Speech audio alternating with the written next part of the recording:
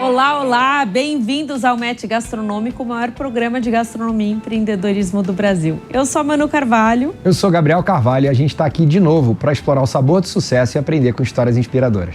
E olha, o nosso convidado de hoje une duas paixões que são a nossa cara: marca e mesa aposta.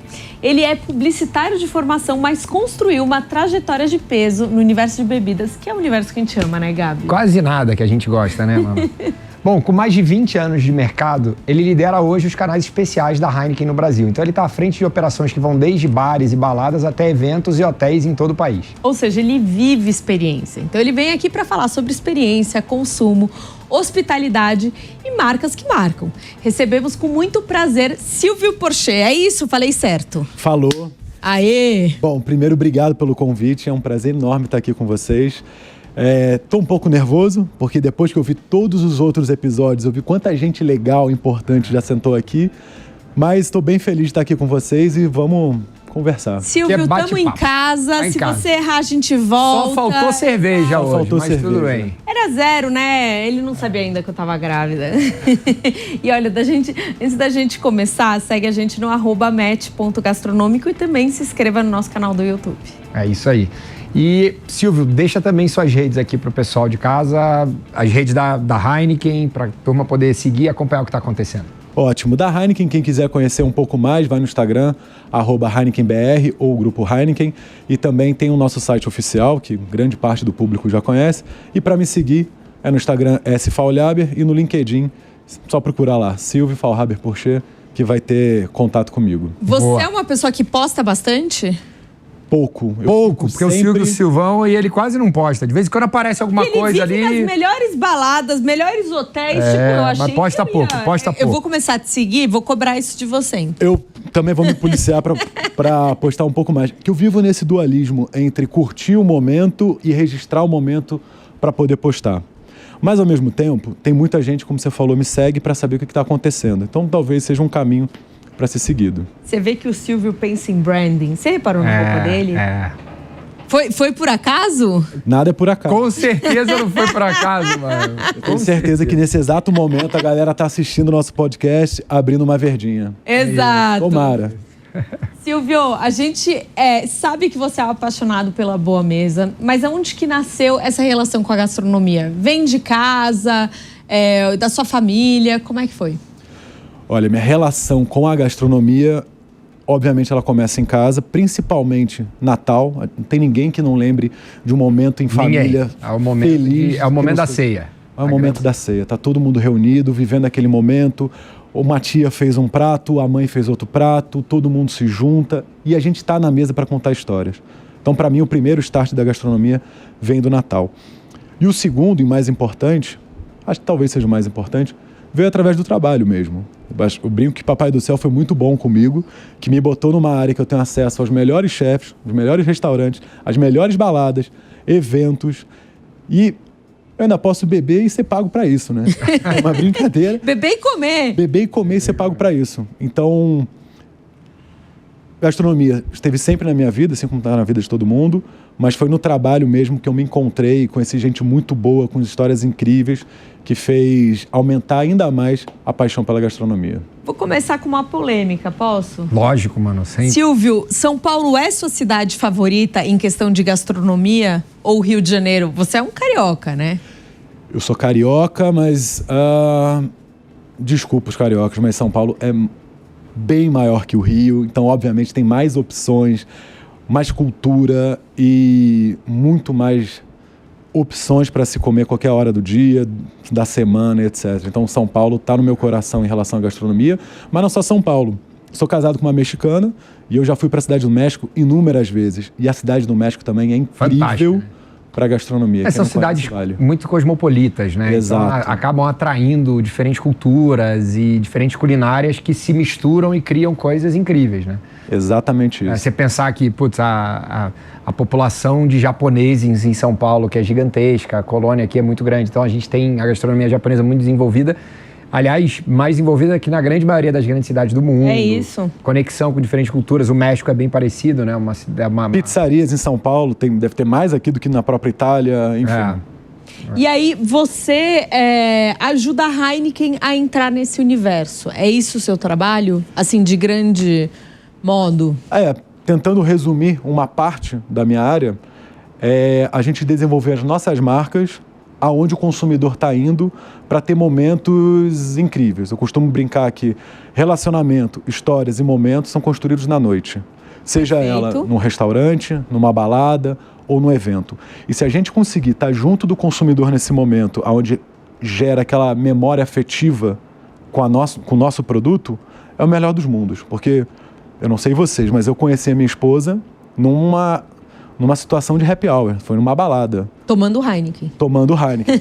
Heineken e Mezcal, porque eu conheci ela no México. Mas foi tomando Heineken. E o papel do meu time é esse. É conseguir levar a experiência, levar bons momentos para o consumidor.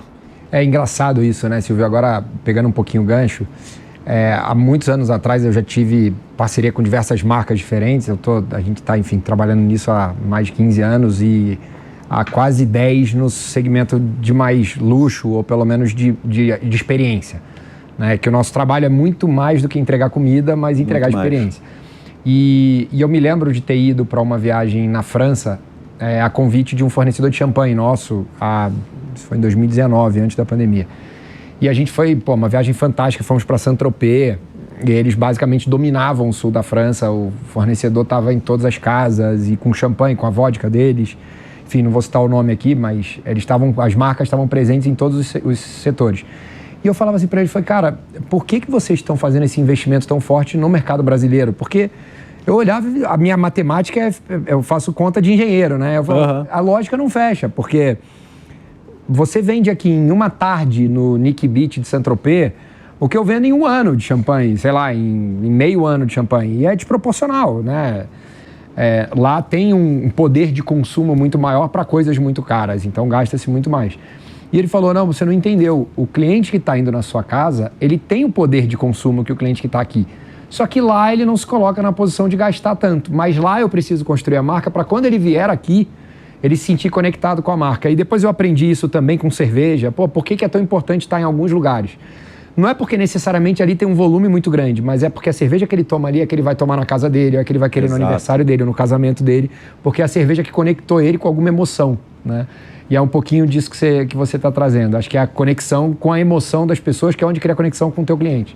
Exatamente isso. A gente trabalha muito a imagem. Então, se o cara foi num restaurante X, teve uma excelente noite, sei lá, ele tem uma filha, a filha foi pedida em casamento nesse dia, ele estava tomando nossa cerveja, ele vai sempre se lembrar dessa noite quando abrir uma Heineken, uma Baden-Baden, uma Lagunitas, enfim. E o que você falou também é verdade, Gabi. Quando você vai lá para fora e teve um acesso a um lugar incrível como o Nick Beach e viu a marca dele lá, quando você volta para o Brasil, vai numa balada e vê a mesma marca, já te remete. Você associa aquele local, aquela exato. Viagem. E até quem não conhecia a marca e sabe, enfim, que já ouviu histórias de Nick Beach, etc., quando bate o olho se sente fazendo parte da mesma história. Então, é essa conexão afetiva e sentimental que a gente trabalha. Faz todo sentido. A Heineken, inclusive, é uma empresa familiar. E hoje, né, a gente vê cada vez menos empresas familiares. Como é que é a conduta Heineken? O que eles acreditam? E como é que eles se diferenciam no mercado? Olha, Manu, eu acho que a Heineken se diferencia muito no mercado, por ser uma empresa familiar, pelo respeito. É uma empresa que respeita muito os clientes, os consumidores, o meio ambiente, todo o ecossistema. A gente não tem uma cervejaria só, pura e simplesmente para dar lucro e ganhar market share. A gente tenta criar um legado, aumentar o número de empregos, impacto social.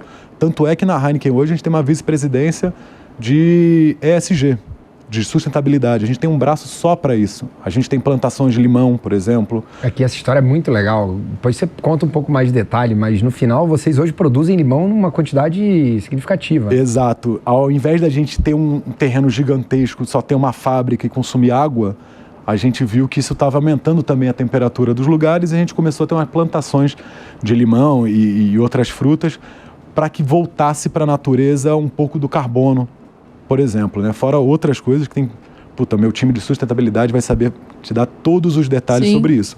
Além disso, a gente também tem o Instituto Heineken, que tira jovens em situação vulnerabilidade e insere no mercado de trabalho. Então, falando sobre respeito, é isso que a gente acredita, é conseguir construir um ecossistema e devolver para a sociedade tudo aquilo que é gerado através do consumo. E muitos anos de história fazendo isso, né? A Heineken está há quantos anos já? Tem quantos anos de vida? Se eu não me engano, ano retrasado a gente completou 150 anos. 150 anos. É uma sempre da mesma bela maneira. história. E a respeito não só pelas pessoas, mas também pela qualidade. É a mesma fórmula, não mudou nada. Te brinca que são 4 ingredientes, né? Água, malte, lúpulo e energia verde, que a gente foca muito agora em energia sustentável.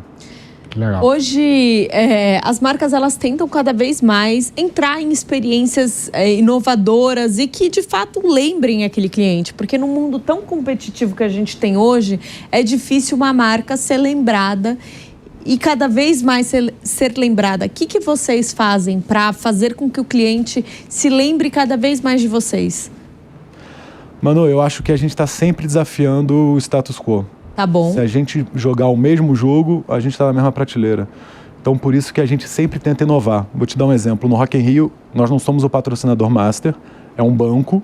Mas quando eu falo de Rock in Rio, todo mundo lembra de Heineken. É verdade. Quando você me falou não somos, eu falei, como não são? Mas vocês sempre foram. E como é que vocês fizeram isso? A gente tem a tirolesa, a gente tem o nosso lounge, a gente trabalha muito a nossa marca lá dentro e trabalha muito também o ponto de venda para que quando o consumidor vá para um Rock in Rio, por exemplo, ele já tenha esse link com a marca. Então, desde a gente montar uma operação como fez aqui em São Paulo, que é um floating bar, que a gente botou um bar flutuante no Rio Pinheiros, e está sempre desafiando o que é feito. A gente não está aqui para fazer o básico, a gente está aqui para surpreender. E quando a gente surpreende, a gente tira o consumidor daquele piloto automático das marcas e trabalha nele um aspecto de fã da marca, de paixão.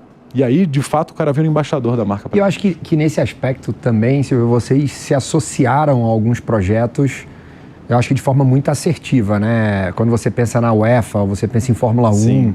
Que são marcas que todo mundo se conecta de alguma forma, pelo menos o lado mais masculino, que gosta muito do esporte. Agora está muito forte também o lado feminino na Fórmula 1 também.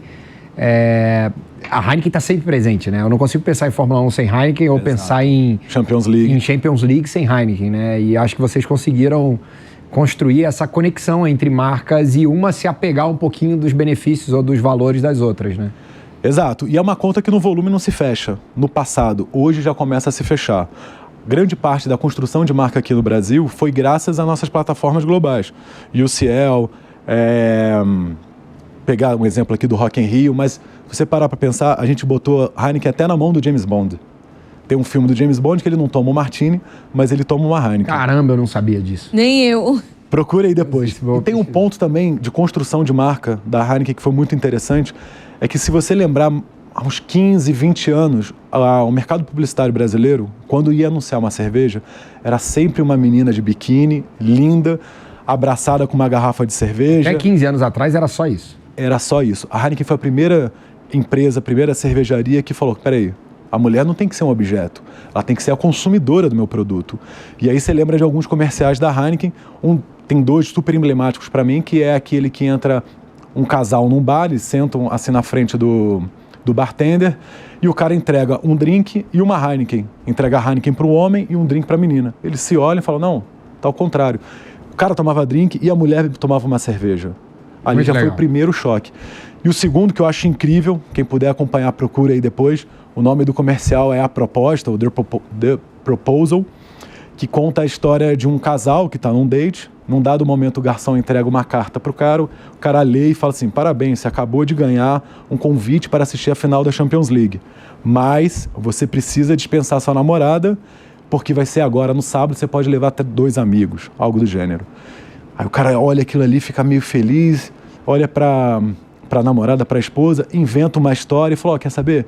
Sábado eu vou ter um compromisso de trabalho e tal, mas por que você não vai no spa com as suas amigas? Vai com elas, vai curtir, toma aqui um spa e tal. Acontece, chega no sábado, aí a câmera mostra os 3 caras sentados num sofazão, tomando Heineken, um telão ali de repente, só que antes do jogo começar, aparecem as 3 namoradas ou esposas com toalha na cabeça, no estilo de spa. Aí fala, oi meninos, que bom que vocês estão aí, queria agradecer vocês, o dia de spa tá ótimo, etc. Espero que vocês gostem do jogo, aí onde vocês estão. Aí a câmera dá um zoom out, porque a gente está na final da UEFA e tira dentro do estádio. Incrível. Então a gente botou a mulher que não era consumidora de cerveja, entre aspas, pelo grande público, e também não gostava de futebol, na final da Champions League. Muito legal. Então a gente pegou o consumidor feminino pelo coração e o cara que tomava Heineken também acabou pegando carona nessa imagem de ser um cara mais respeituoso, que valoriza a mulher, perfeito. E por aí vai. E dá uma prioridade. E Silvião, você é um cara que é formado em publicidade. E aí, de repente, ao longo da vida, caiu para o mundo das bebidas. Como foi essa transição, essa mexida aí na tua carreira? Nossa, Gabriel, foi engraçado porque eu sempre trabalhei com publicidade e acabei entrando no mercado de bebidas pela concorrência para ser supervisor de trade marketing. Quando eu recebi essa proposta, eu jurava que eu ia entrar na NASA, fazer os comerciais, fazer um monte de coisa, e muito pelo contrário, me botaram na central de distribuição para ficar pregando cartaz, material de ponto de venda, negociando 600 ml. Ali foi um grande choque, mas também me ajudou muito. Uma baita escola. Uma baita de uma escola. Principalmente para entender a cabeça do dono do bar, para entender o consumo, para entender como que as marcas podem contribuir para uma vida melhor para o dono do bar e também para o consumidor. E desculpa, a pergunta... Não, mudança para esse mundo de bebida, né? Desculpa. Publicitário. E sendo publicitário, a gente adora contar uma boa história. E tendo uma marca forte por trás, é o melhor dos mundos, que você consegue contar várias histórias. Você sempre atuou com marcas fortes, né? Bebida, em geral, está envolvida em marcas fortes. Exato. Então, para mim, foi um segmento apaixonante. Também já trabalhei em outros setores, mas, cara, quem trabalha com bebida sabe que existe um bichinho ali que não te deixa parar de trabalhar. Você sai final de semana, vai no supermercado, você olha a gôndola. Você vai num bar, você começa a contar quantas garrafas o cara está vendendo. Enfim, a cabeça não para. E é apaixonante. Silvio, a gente fala muito nesse novo consumidor de geração Z, que é um consumidor que não toma tanto álcool. Realmente isso acontece? Heineken se prepara para isso? Como é que é o futuro da bebida? Olha, tá um pouco cedo para a gente dar uma certeza sobre o consumo de bebidas, mas alguns fatos que a gente vem acompanhando de tendência o consumidor mais novo da geração Z, ele bebe menos álcool, mas também tem um outro quesito que esse cara está entrando mais tarde no mercado de trabalho. Logo, deve ter alguma correlação. Ele tá um cara mais voltado para wellness, tem um quê também de preocupação com o produto que ele está consumindo. Então, para isso, a gente está desenvolvendo dentro da Heineken um novo braço para ter novos produtos que se encaixem para essa geração. Então, é desde uma Heineken 00 a um chá como o Bermate, uma água Mamba, e agora vai ter uma água funcional Mamba com proteína.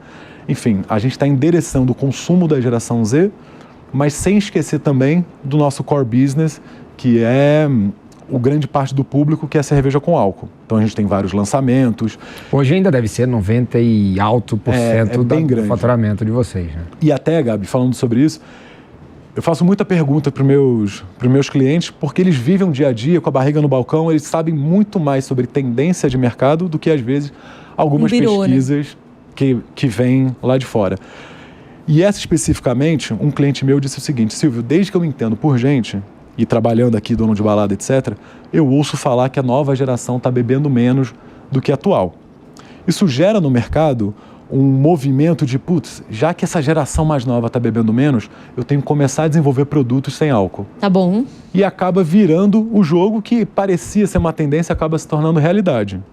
E uma coisa que ele falou, e eu concordo, é que a gente não precisa só desenvolver produtos sem álcool, mas produtos com uma responsabilidade maior. Talvez não precise ter 5% de álcool, talvez 2,5%, talvez 3%, ou ensinar. Não, e hoje em dia já tem uma tendência, né? Menos calórico, menos carboidrato, porque aí você traz um pouco a saudabilidade. É isso. Essa não tem volta.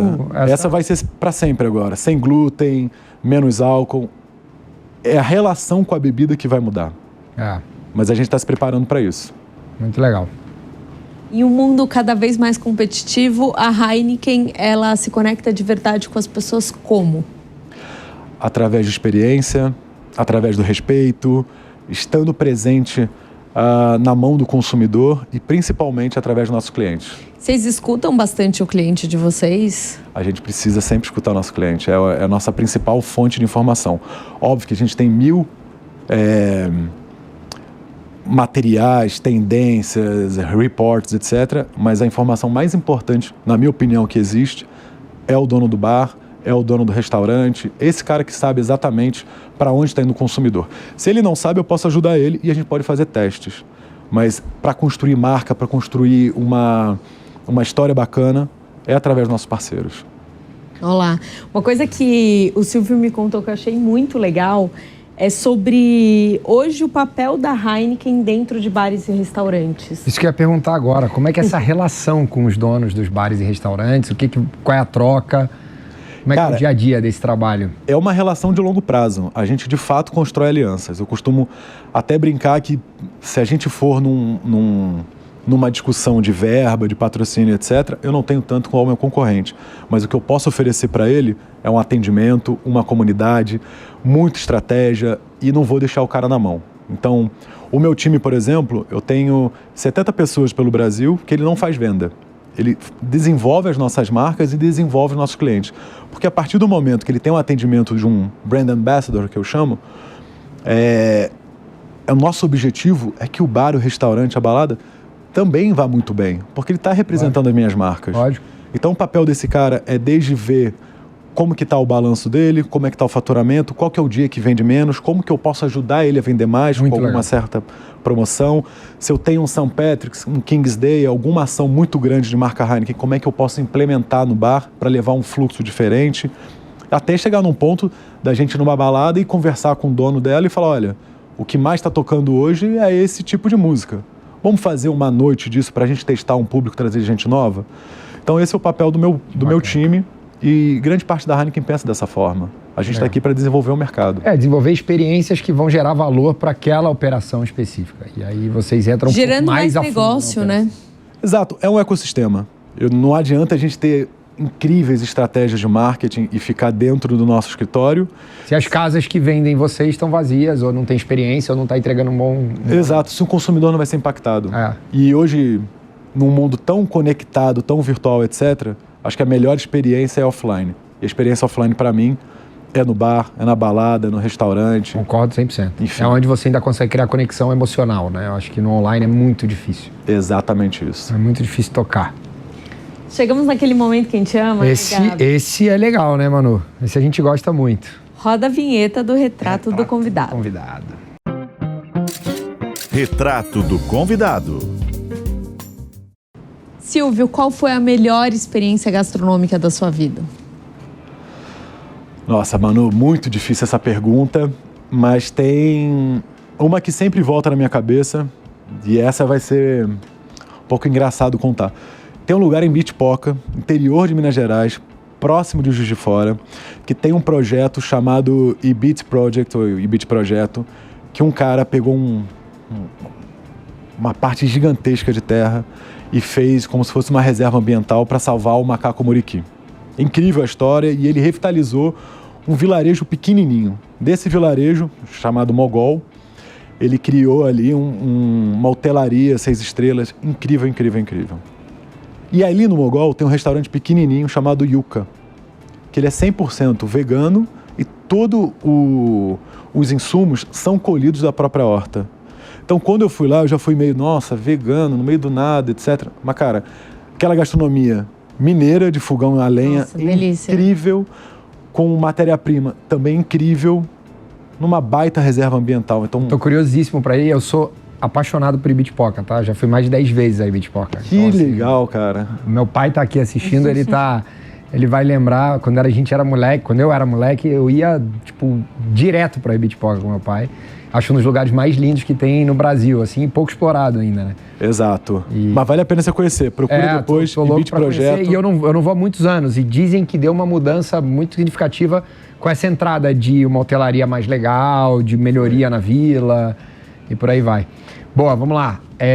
Silvio, qual profissional da gastronomia te inspira? Nossa, eu tenho alguns aqui na minha cabeça. Mas de bate-pronto, o primeiro é Alex Atala. Acho o cara incrível.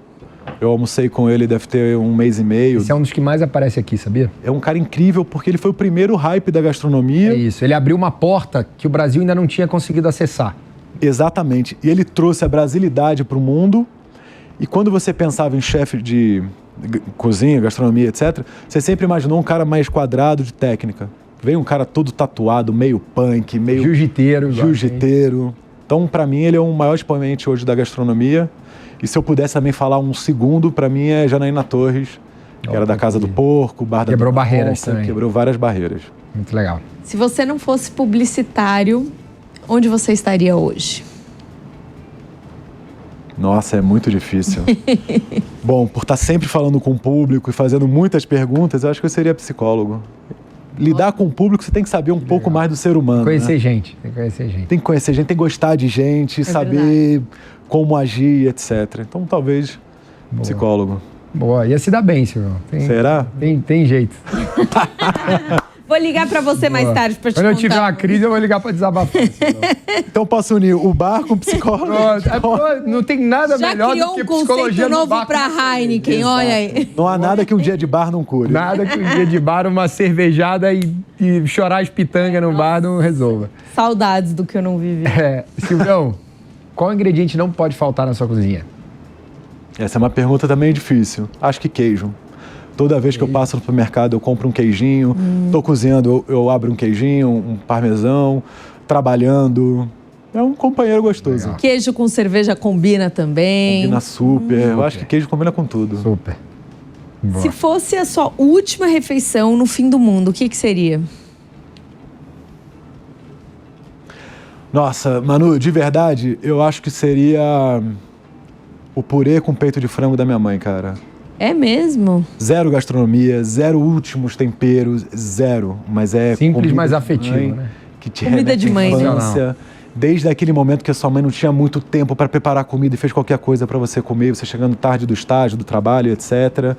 E o carinho de mãe, né? Então, se eu pudesse me despedir... É engraçado seria isso, cara. Eu acho que a gente já fez essa reflexão antes, né, Manu? Toda vez nessa pergunta, ou na refeição favorita, a gente percebe que nunca está associado a um ingrediente caro, a uma entrega, uma receita ultra rebuscada. Está sempre conectado com alguma emoção. É isso. É impressionante essa conexão comida e emoção, e a emoção marca mais do que a comida em geral, no sentido de nunca foi marcado, ninguém traz aqui aquele foie gras com ovas de não sei o quê, não. É sempre uma comida afetiva, é sempre uma memória. Bom, que Muito bom. bacana isso. Isso é impressionante como a comida e a emoção estão extremamente Ligada. conectados. Agora, Silvião, qual o seu guilty pleasure? Aquele momento que você fala, puta, esse aqui eu não resisto. Quando bota na frente, eu como sem parar. Bom, já que a gente falou de psicologia, esse é o momento que eu começo a pensar que eu tenho muitos guilty pleasures, porque eu adoro pizza, Qualquer besteira. adoro doce de leite. Pra mim é pizza, cara. Eu não consigo resistir à pizza. Pizza é foda. É incrível, pizza. Pizza nunca dá pra comer um pedaço só, né? Nunca. Acho que você fala, não, vou comer só uma fatia de pizza. Mentira. Você tá mentindo pra você, pra mim, pra todo mundo. Você vai comer mais. Se ainda tiver outros tipos, ferrou, que você vai querer comer um mentira. tipo de cada um quando você vê você comer uma inteira. É bem isso. E agora, comer onde os chefes comem, roda a vinheta. Onde eles comem. É isso aí, Manu. Agora a gente vai continuar o nosso papo pra conhecer ainda mais sobre o Silvio. É isso aí, só vale nomes de restaurante, tá bom? Eita, tá bom. Você já sabe esse momento do programa, né? Momento crítico. Exato. Melhor restaurante italiano. Vai ter cliente dele ficando chateado agora. Moma, adoro o Moma. Paulo Barros. Recentemente, O Barros esteve aqui com a gente já. acho incrível a experiência do Moma, a lasanha. Enfim, hoje é um Pera. dos meus italianos preferidos. Boa. Você que é um amante de pizza, melhor pizza. Leggera. Leggera. Leggera Adoro. Parece estava muito com a aqui. gente, é. E já esteve aqui com a gente. Melhor hambúrguer, Silvião. Cara, morando em São Paulo e escolher o melhor hambúrguer é difícil. muito difícil. É difícil. Tem Porque muita todo opção. dia você descobre um hambúrguer diferente. Eu tenho, acho que 3 aqui na minha cabeça, se eu puder dar 3. Holy Burger, que eu acho que grande parte da galera já provou e acha incrível. Clã, no Rio, que é engraçado que eles não queriam ser conhecidos pelo hambúrguer, mas ficaram super conhecidos pelo hambúrguer. E tem um terceiro que pouca gente conhece, que é o Elevado Conselheiro, que Não fica conheço. ali em Santa Cecília. É um listening bar incrível, uma gastronomia muito legal. E o hambúrguer também é surpreendente. Pô, agora eu vou botar na lista. Elevado Mais um conselheiro. pra Elevado nós. conselheiro. Lista não Vá. acaba nunca, mano. Tá difícil. Silvião, melhor árabe. Eu gosto do Sage. Sage também sai bastante aqui. Bela escolha. Melhor comida japonesa. Makoto. Adoro Makoto. Makoto, não Makoto-san. Makoto. Makoto de Cidade Jardim Cidade e do Jardim CJ. do CJ. Tanto os peixes são incríveis, mas lá tem uma salada de agrião incrível. É uma das minhas saladas favoritas. A minha também. muito Makoto bom. salad. E é loucura Aquele que não tem molho gosto de é agrião. brincadeira, com aquele crocantezinho em cima, com agrião. Quando é que você pensa uma salada só de agrião, vai ser maravilhosa. Aí dá pra comer sem parar aquela salada. Então, é essa surpresa da gastronomia que faz a gente voltar. É sempre. isso. É isso. É realmente incrível, eu sou fã dessa salada. A melhor comida brasileira. Tenho duas. Capim Santo, da Morena Leite. É brasilidade na veia, principalmente quando você vai ali no museu, que está imerso nas plantas, no jardim, etc. Nem parece estar em São Paulo. E Dalva e Dito também, que é uma baita de uma experiência. Boa. Boa resposta. Melhor sobremesa. Vivi o Acuda, que é o chuzinho. Já comeram esse chu da Nunca. Vivi o Acuda? Incrível, minha mulher adora. Então, vira e mexe, a gente vai lá comprar. Uma baita experiência. Sem ser a Vivi, tem também uma sobremesa da Alvedito que bota, eu não sei o nome, que são os suspiros com morango, que finaliza no azeite, flor de sal. Deve ser bom, hein?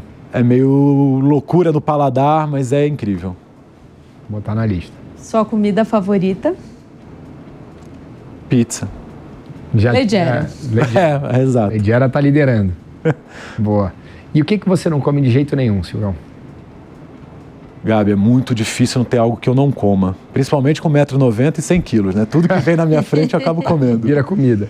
Mas, não sei, buchada, entranhas, coisas É assim. uma das coisas que mais aparece aqui, né? É. Eu adoro. Eu não. Adoro a dobradinha. O Gabi come tudo, eu não como nada. Por isso que a gente é o high-low do programa. É isso. Que bom. Complemento. Agora chegamos no momento panela de pressão. Panela de pressão. Silvio, na sua opinião, o que nunca funcionaria numa experiência de bar ou restaurante? Que nunca funciona numa experiência de bar e restaurante, para mim é a arrogância das duas partes, seja do cliente, do consumidor ou até mesmo da indústria. Quando você pensa em experiência, tem que ser bom para todo mundo. Então, botar coisas, impor coisas para um restaurante fazer por conta da minha marca, ou o restaurante não tratar tão bem os clientes, ou o cliente ser grosseiro com o staff do bar, do restaurante, etc., para mim não casa mais. A arrogância é a primeira coisa que eu tiraria de qualquer tipo de experiência. Eu acho que assim, o nosso setor, ele é um setor que as pessoas têm que entender que a nossa principal função é receber. Exato. E eu acho que receber e ser arrogante são duas coisas totalmente descasadas. Elas não funcionam juntas, elas não se encaixam. Então, acho que parte um pouco por aí. Silvão, qual é o erro mais comum das marcas quando tentam se enfiar na gastronomia? Tem uma conexão com a arrogância, mas é achar que já sabe de tudo. A melhor forma de você entrar no meio gastronômico, na minha opinião, é perguntar. Escuta. Senta com o cara, pergunta, mas não pergunta só para o dono do restaurante. Pergunta para a galera da cozinha, pergunta para o cara que te atende, para o hostess, o cara do bar. Quanto mais informação você tiver dessa galera, melhor, mais você entende o ecossistema. Verdade. E vai conectando uma opinião que você ouviu do bar, de um restaurante, no meu caso, de uma balada, de um evento. Ali você começa a ter um caminho para desenhar. E depois que você já tem esse caminho, valida, senta com o cara e pergunta. Você acha que isso funciona? Não funciona? E vai testando. A melhor forma da gente entrar num segmento é através da colaboração. Muito legal. Um hábito de consumo que vai desaparecer nos próximos anos. Manu, na minha opinião, esse excesso visual, instagramável, onde qualquer prato que vem precisa de um ritual, de um foguinho, de um salzinho. Chorei. Cara, Concordo 100%. eu já não aguento. Eu acho que precisa, Ai, isso chorei. precisa acabar. Precisa. acabar. E, Eu Gabi, acho que se o ritual faz parte da comida, tudo bem, é uma coisa que tá ali e tal. Agora, Por exemplo, quando o ritual é Tatine, forçado... né, que te serve na É mesa isso. desde quando começou, nunca fez pra... Agora, por causa quando do o ritual é Instagram. feito pro Instagram, eu acho que ele fica terrível, cafona, fica desconexo. Fica falso e no final, Gabi, aquilo que a gente falou sobre memória afetiva, você não cria, porque você ficou tempo ali filmando, preocupado com posts se vai ter X curtidas ou não. Eu acho que o futuro, a tendência de consumo nossa é a gente voltar a se reconectar com os momentos, com as pessoas e com o prato. A gente parar, ter um momento para respirar, botar uma garfada na boca e pensar, puta, quanto tempo demorou para esse ingrediente ficar pronto, da onde veio esse ingrediente, conversar. Então a gente ficar mais offline e menos online, preocupado com o que os outros vão pensar. Gastronomia e uma boa conversa se vive no momento presente. Concordo. Ótima resposta. 1000%.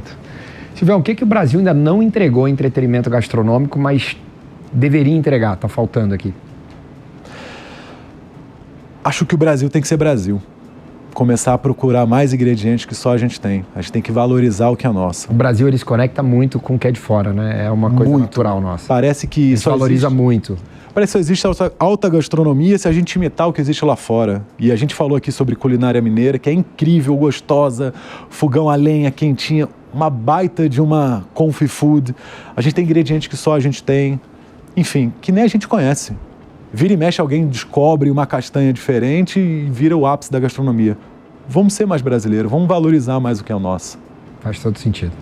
Muito boa, gente. Que aula! Muito obrigada, Silvio, por ter vindo aqui contar um pouquinho da história da Heineken, de experiência, de consumo, como se conectar com marcas. Então, assim, verdadeira aula hoje, né, Gabi? Foi aprendemos. Incrível, Silvio. Poxa, muito obrigado. Queria agradecer mais uma vez a vocês e todo o nosso receber aí, bicho. Ecossistema Heineken dos clientes, consumidores, o meu time, enfim, graças a eles e isso tudo, acho que eu consegui dar boas respostas para vocês. Foi fantástico, fantástico. Obrigado, Silvião. E você que curte conteúdos inspiradores como esse, já se inscreve no canal e ativa o sininho para não perder nenhum episódio. Até a próxima com mais histórias de sucesso. Boa.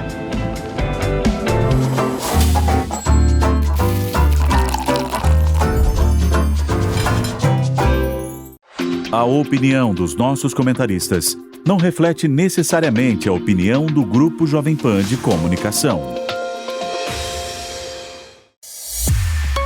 Realização Jovem Pan.